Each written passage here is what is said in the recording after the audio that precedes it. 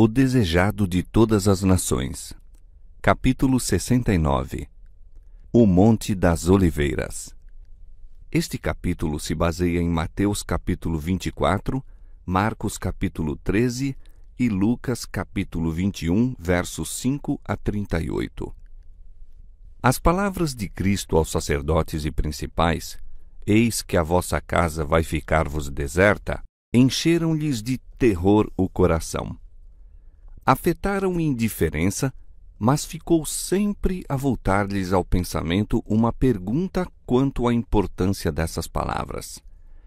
Parecia ameaçá-los invisível perigo. Poder-se-ia dar que o magnífico templo, glória da nação, devesse tornar-se em breve um montão de ruínas? Os pressentimentos de mal eram partilhados pelos discípulos e esperavam ansiosos uma declaração mais definida de Jesus. Ao saírem com ele do templo, chamaram-lhe a atenção para a estrutura e beleza do mesmo. Suas pedras eram do mais puro mármore, de perfeita brancura e algumas delas de dimensões quase fabulosas. Uma parte da parede resistira ao cerco do exército de Nabucodonosor. No perfeito acabamento de sua alvenaria, dir-se-ia um sólido bloco de pedra tirado inteiro da pedreira. Como essas poderosas paredes pudessem ser derribadas, não compreendiam os discípulos. Ao ser a atenção de Cristo chamada para a magnificência do templo, quais não terão sido os pensamentos inexpressos daquele rejeitado? A visão que tinha perante si era na verdade bela, mas ele disse com tristeza: eu vejo tudo isso. Os edifícios são realmente maravilhosos. Vós apontais essas paredes como sendo aparentemente indestrutíveis. Escutai, porém, as minhas palavras. Dia virá em que não ficará aqui pedra sobre pedra que não seja derribada. As palavras de Cristo foram proferidas aos ouvidos de grande número de pessoas, mas quando ele se achava só, sentado sobre o Monte das Oliveiras, Pedro, João, Tiago e André foram ter com ele. Dize-nos, perguntaram, quando serão estas coisas e que sinal haverá da tua vinda e do fim do mundo? Jesus não respondeu aos discípulos falando em separado da destruição de Jerusalém e do grande dia de sua vinda. Misturou a descrição dos dois acontecimentos. Houvesse desenrolado perante os discípulos os eventos futuros, segundo ele os via, e não teriam podido suportar esse espetáculo. Por misericórdia com eles, Jesus misturou a descrição das duas grandes crises, deixando aos discípulos o procurar por si mesmos a significação.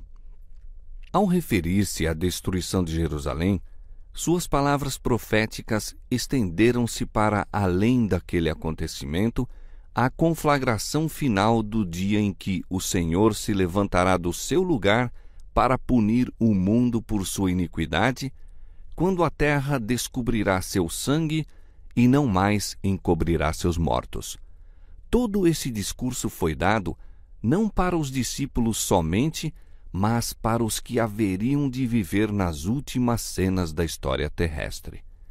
Voltando-se para os discípulos, Cristo disse: acautelai-vos, que ninguém vos engane, porque muitos virão em meu nome, dizendo, eu sou o Cristo, e enganarão a muitos. Muitos falsos messias apareceriam, pretendendo operar milagres e dizendo chegado o tempo do livramento da nação judaica. Esses desviariam a muitos. As palavras de Cristo cumpriram-se. Entre sua morte e o cerco de Jerusalém, apareceram muitos falsos messias, mas essa advertência foi dada também aos que vivem nesta época do mundo. Os mesmos enganos praticados anteriormente à destruição de Jerusalém têm sido postos em prática através dos séculos e sê-lo-ão de novo. E ouvireis de guerras e rumores de guerras. Olhai, não vos assusteis, porque é mister que isso tudo aconteça, mas ainda não é o fim. Antes da destruição de Jerusalém, os homens lutavam pela supremacia. Foram mortos imperadores. Os que se julgavam sucessores ao trono eram assassinados. Houve guerras e rumores de guerras. É mister que tudo isso aconteça, disse Cristo, mas ainda não é o fim da nação judaica como nação. Porquanto se levantará nação contra nação, e reino contra reino, e haverá fomes e pestes e terremotos em vários lugares. Mas todas estas coisas são o princípio das dores. Cristo disse: ao verem os rabis estes sinais, hão de declarar que são juízos de Deus sobre as nações por manterem em servidão seu povo escolhido. Dirão que essas coisas são indícios da vinda do Messias. Não vos enganeis, elas são o princípio de seus juízos. O povo tem olhado para si mesmo, não se tem arrependido e convertido para que eu os cure. Os sinais que eles apresentam como indícios de sua libertação do jugo são sinais de sua destruição. Então vos hão de entregar para serdes atormentados e matar-vos-ão, e sereis odiados de todas as gentes por causa do meu nome. Nesse tempo muitos serão escandalizados e trair-se-ão uns aos outros, e uns aos outros se aborrecerão. Tudo isso sofreram os cristãos. Pais e mães traíram os próprios filhos. Filhos traíram os pais. Amigos entregaram amigos ao sinédrio. Os perseguidores realizaram seu desígnio matando Estevão, Tiago e outros cristãos. Por meio de seus servos, Deus deu a derradeira oportunidade ao povo judeu de se arrepender. Mediante suas testemunhas, manifestou-se ele em suas prisões, em seus julgamentos, em seus encarceramentos. Todavia seus juízes pronunciaram contra eles a sentença de morte. Eram homens de quem o mundo não era digno, e matando-os, os judeus crucificavam de novo o Filho de Deus. Assim será outra vez. As autoridades farão leis para restringir a liberdade religiosa. Arrogar-se-ão o direito que só a Deus pertence. Pensarão que podem forçar a consciência que só Deus deve reger. Mesmo agora estão começando. Esta obra continuarão a levar avante até chegarem a um limite que não podem transpor. Deus se interporá em favor de seu povo leal, observador dos mandamentos. Em todas as ocasiões em que tem lugar a perseguição, aqueles que a testemunham tomam decisões, seja em favor de Cristo, seja contra ele. Os que manifestam simpatia pelos que são injustamente condenados mostram seu apego a Cristo. Outros se escandalizam porque os princípios da verdade ferem diretamente suas práticas. Muitos tropeçam e caem, apostatando da fé que uma vez defenderam. Os que se retratam em tempo de prova hão de, por amor da própria segurança, dar falso testemunho e trair a seus irmãos. Cristo nos advertiu disso para que não ficássemos surpreendidos com a conduta desnatural, cruel, dos que rejeitam a luz. Cristo deu a seus discípulos um sinal da ruína a sobrevir a Jerusalém e disse-lhes como haveriam de escapar. Quando virdes Jerusalém cercada de exércitos, sabei que é chegada a sua desolação. Então, os que estiverem na Judéia, fujam para os montes. Os que estiverem no meio da cidade, saiam. E os que nos campos, não entrem nela. Porque dias de vingança são estes, para que se cumpram todas as coisas que estão escritas. Esse aviso foi dado para ser seguido 40 anos depois, na destruição de Jerusalém. Os cristãos obedeceram à advertência e nenhum deles pereceu no cerco da cidade. E orai para que a vossa fuga não aconteça no inverno nem no sábado, disse Cristo. Aquele que fez o sábado não o aboliu, cravando-o na cruz. O sábado não foi anulado por sua morte. 40 anos depois da crucifixão, devia ainda ser mantido sagrado. Durante 40 anos deviam os discípulos orar para que sua fuga não caísse no sábado. Da destruição de Jerusalém, passou Cristo rapidamente ao maior evento, o derradeiro elo na cadeia da história terrestre, a vinda do Filho de Deus em majestade e glória. Entre estes dois acontecimentos, jaziam abertos aos olhos de Cristo longos séculos de trevas, séculos assinalados para sua igreja por sangue e lágrimas e agonia. A contemplação dessas cenas não podiam então os discípulos suportar, e Jesus passou-as com breve menção. Porque haverá então grande aflição, disse, como nunca houve desde o princípio do mundo até agora, nem tampouco há de haver. E se aqueles dias não fossem abreviados, nenhuma carne se salvaria. Mas por causa dos escolhidos, serão abreviados aqueles dias. Por mais de 1000 anos, perseguições como o mundo nunca dantes presenciara sobreviriam aos seguidores de Cristo. Milhões e milhões de suas fiéis testemunhas haveriam de ser mortas. Não se houvesse estendido a mão de Deus para preservar seu povo, e todos teriam perecido. Mas por causa dos escolhidos, disse ele, serão abreviados aqueles dias. Depois, em linguagem inequívoca, nosso Senhor fala de sua segunda vinda e dá advertência de perigos que hão de preceder seu advento ao mundo. Então, se alguém vos disser, eis que o Cristo está aqui ou ali, não lhe deis crédito, porque surgirão falsos cristos e falsos profetas, e farão tão grandes sinais e prodígios que, se possível fora, enganariam até os escolhidos. Eis que eu vô-lo tenho predito. Portanto, se vos disserem, eis que ele está no deserto, não saiais. Eis que ele está no interior da casa, não acrediteis. Porque assim como o relâmpago sai do oriente e se mostra até ao ocidente, assim será também a vinda do Filho do Homem. Como um dos sinais da destruição de Jerusalém, Cristo havia dito, e surgirão muitos falsos profetas e enganarão a muitos. Ergueram-se falsos profetas enganando o povo e levando grande número ao deserto.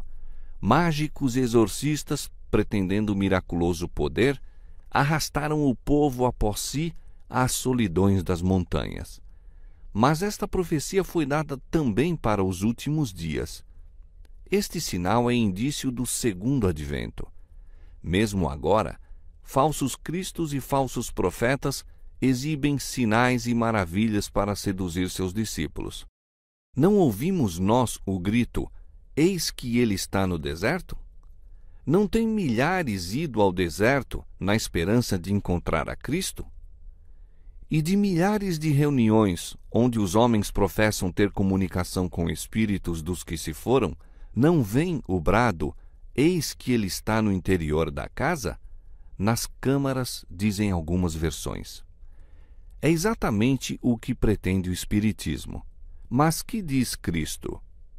Não acrediteis, porque assim como o relâmpago sai do Oriente e se mostra até ao Ocidente, assim será também a vinda do Filho do Homem. O Salvador dá sinais de sua vinda, e mais que isto, fixa o tempo em que aparecerão os primeiros desses sinais.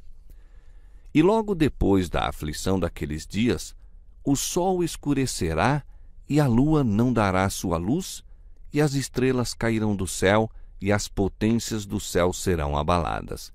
Então aparecerá no céu o sinal do Filho do Homem, e todas as tribos da terra se lamentarão, e verão o Filho do Homem vindo sobre as nuvens do céu, com poder e grande glória. E ele enviará os seus anjos com rijo clamor de trombeta, os quais ajuntarão os seus escolhidos desde os 4 ventos, de uma a outra extremidade dos céus. Ao fim da grande perseguição papal, declarou Cristo, o sol se escureceria e a lua não daria sua luz. Em seguida, cairiam as estrelas do céu. E ele diz: Aprendei, pois, esta parábola da figueira. Quando já os seus ramos se tornam tenros e brotam as folhas, sabeis que está próximo o verão. Igualmente, quando virdes todas estas coisas, sabei que ele está próximo às portas. Cristo deu sinais de sua vinda. Declara que podemos conhecer quando ele está perto às portas. Ele diz daqueles que veem estas coisas: não passará esta geração sem que todas estas coisas aconteçam. Estes sinais apareceram. Agora sabemos com certeza que a vinda do Senhor está às portas. O céu e a terra passarão, mas as minhas palavras não hão de passar. Cristo virá com nuvens e grande glória. Uma multidão de luminosos anjos o acompanhará. Ele virá para ressuscitar os mortos e transformar os santos vivos de glória em glória. Virá honrar os que o amaram e guardaram seus mandamentos e levá-los para si. Não os esqueceu, nem a sua promessa. Unir-se-á de novo à cadeia da família. Ao contemplarmos nossos mortos, podemos pensar na manhã em que a trombeta de Deus soará e os mortos ressuscitarão incorruptíveis e nós seremos transformados.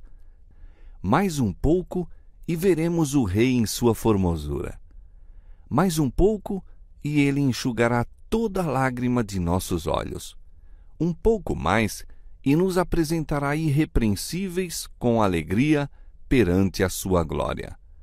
Por conseguinte, ao dar ele os sinais de sua vinda, disse: Ora, quando estas coisas começarem a acontecer, olhai para cima e levantai as vossas cabeças, porque a vossa redenção está próxima.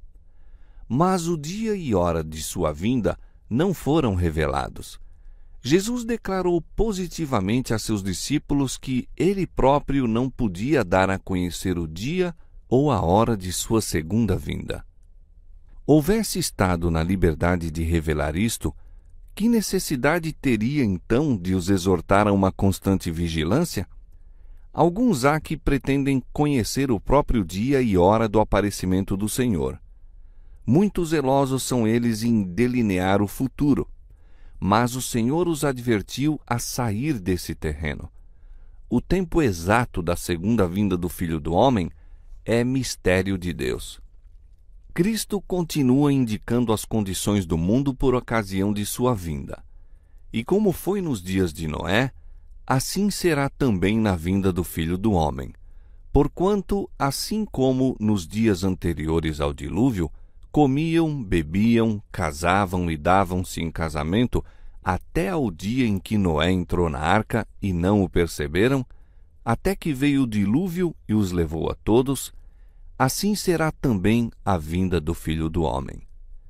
Cristo não apresenta aí um milênio temporal, 1000 anos em que todos se hão de preparar para a eternidade.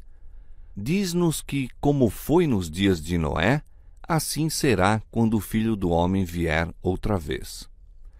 Como foi nos dias de Noé? Viu o Senhor que a maldade do homem se multiplicara sobre a terra e que toda a imaginação dos pensamentos de seu coração era só má continuamente. Os habitantes do mundo antediluviano desviaram-se de Jeová, recusando fazer sua santa vontade. Seguiram após sua profana imaginação e pervertidas ideias. Foi por causa de sua impiedade que foram destruídos e atualmente o mundo está seguindo a mesma marcha. Não apresenta nenhum lisonjeiro indício de glória milenial. Os transgressores da lei de Deus estão enchendo a terra de impiedade. Suas apostas, suas corridas de cavalos, jogo, dissipação, costumes cheios de concupiscências, paixões irrefreadas estão rapidamente enchendo o mundo de violência. Na profecia da destruição de Jerusalém, Cristo disse: Por se multiplicar a iniquidade, o amor de muitos esfriará, mas aquele que perseverar até ao fim será salvo. E este evangelho do reino será pregado em todo o mundo, em testemunho a todas as gentes, e então virá o fim. Esta profecia terá outra vez seu cumprimento. A abundante iniquidade daquela época encontra seu paralelo nesta geração. Assim será quanto à predição referente à pregação do Evangelho. Antes da queda de Jerusalém, Paulo, escrevendo sob inspiração do Espírito Santo, declarou que o Evangelho fora pregado a toda a criatura que há debaixo do céu.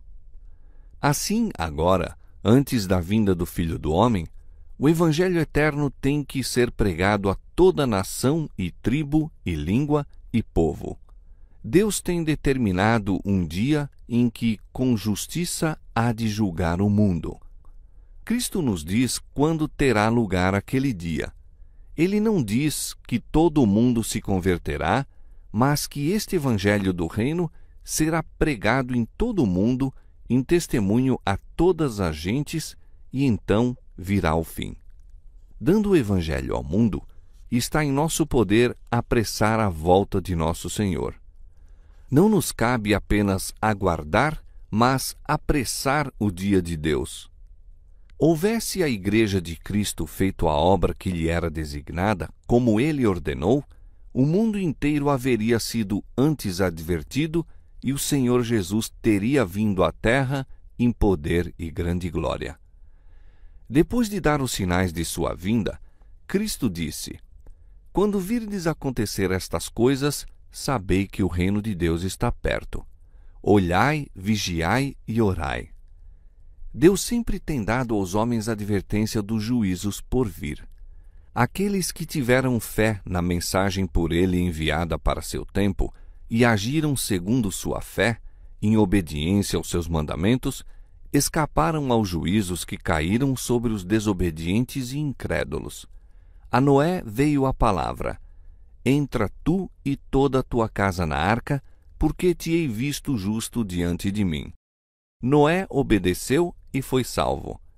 A Ló foi enviada a mensagem: Levantai-vos, saí deste lugar, porque o Senhor há de destruir a cidade. Ló colocou-se sob a guarda dos mensageiros celestes e foi salvo. Assim os discípulos de Cristo tiveram aviso da destruição de Jerusalém. Os que estavam alerta quanto ao sinal da próxima ruína e fugiram da cidade, escaparam à destruição. Assim agora estamos dando aviso da segunda vinda de Cristo e da destruição impendente sobre o mundo. Os que ouvirem a advertência serão salvos. Como não sabemos o tempo exato de sua vinda, somos advertidos a vigiar. Bem-aventurados aqueles servos, os quais, quando o Senhor vier, achar vigiando. Os que vigiam à espera da vinda do Senhor não aguardam em ociosa expectativa. A expectação da vinda do Senhor fará os homens temerem-no, bem como aos seus juízos contra a transgressão. Deve despertá-los para o grande pecado de lhe rejeitar os oferecimentos de misericórdia. Os que aguardam o Senhor purificam a alma pela obediência da verdade. Com a vigilante espera, combinam ativo serviço. Como sabem que o Senhor está às portas, seu zelo é avivado para cooperar com as forças divinas para a salvação de almas. Estes são os sábios e fiéis servos que dão o sustento a seu tempo à casa do Senhor. Estão declarando a verdade especialmente aplicável a este tempo. Como Enoque, Noé, Abraão e Moisés, cada um declarou a verdade para seu tempo, assim hão de os servos de Cristo agora dar a especial advertência para a sua geração. Mas Cristo apresenta outra classe. Porém, se aquele mau servo disser consigo: O meu senhor tarde virá, e começar a espancar os seus conservos e a comer e a beber com os temulentos, virá o senhor daquele servo num dia em que o não espera. O mau servo diz em seu coração: O meu senhor tarde virá. Não diz que Cristo não virá, Não zomba da ideia de sua segunda vinda, mas em seu coração e por suas ações e palavras, declara que a vinda do Senhor demora. Afasta da mente dos outros a convicção de que o Senhor presto virá. Sua influência leva os homens a uma presunçosa, negligente demora. São confirmados em sua mundanidade e torpor. Paixões terrestres, pensamentos corruptos tomam posse da mente. O mau servo come e bebe com os temulentos, une-se com o mundo na busca do prazer. Espanca seus conservos, acusando e condenando aqueles que são fiéis a seu mestre. Mistura-se com o mundo. Sendo semelhantes, crescem ambos na transgressão. É uma assimilação terrível. É colhido no laço juntamente com o mundo. Virá o Senhor daquele servo, a hora em que ele não sabe, e separá-lo-á e destinará a sua parte com os hipócritas. E se não vigiares, virei sobre ti como um ladrão, e não saberás a que hora sobre ti virei. O advento de Cristo surpreenderá os falsos mestres. Eles estão dizendo paz e segurança. Como sacerdotes e mestres antes da queda de Jerusalém, assim esperam eles que a igreja goze de prosperidade e glória terrenas. Os sinais dos tempos eles interpretam como o prognóstico dessas coisas. Mas que diz a palavra inspirada? Então lhe sobrevirá repentina destruição. Como um laço virá o dia de Deus sobre toda a terra, sobre todos os que fazem deste mundo sua pátria. Ele virá sobre eles como um ladrão. O mundo, cheio de rixas, repleto de ímpios prazeres, acha-se adormecido em segurança carnal. Os homens estão dilatando a vinda do Senhor. Riem das advertências. Ouve-se a soberba jactância. Todas as coisas continuam desde o princípio da criação. O dia de amanhã será como este e ainda maior e mais famoso. Aprofundar-nos-emos no amor do prazer. Mas Cristo diz: eis que venho como ladrão. Ao mesmo tempo que o mundo está perguntando zombeteiramente, onde está a promessa da sua vinda? Estão se cumprindo os sinais. Enquanto eles gritam paz e segurança, aproxima-se repentina destruição. Quando o escarnecedor, o rejeitador da verdade, se tem tornado presunçoso, quando a rotina do trabalho nos vários ramos de ganhar dinheiro é prosseguida sem consideração para com princípios, quando o estudante está ansiosamente buscando o conhecimento de tudo menos a Bíblia, Cristo vem como ladrão. Tudo no mundo está em agitação. Os sinais dos tempos são cheios de presságios. Os acontecimentos por vir projetam sua sombra diante de si. O Espírito de Deus está sendo retirado da terra e calamidade segue-se a calamidade em terra e mar. Há tempestades, terremotos, incêndios, inundações, homicídios de toda espécie. Quem pode ler o futuro? Onde está a segurança? Não há certeza em coisa alguma humana ou terrena. Os homens se estão rapidamente enfileirando sob a bandeira de sua escolha. Aguardam desassossegadamente os movimentos de seus chefes. Há os que estão esperando, vigiando e trabalhando pela vinda de nosso Senhor. Outra classe cerra fileiras sob a chefia do primeiro e grande apóstata. Poucos creem de alma e coração que temos um inferno a evitar e um céu a alcançar.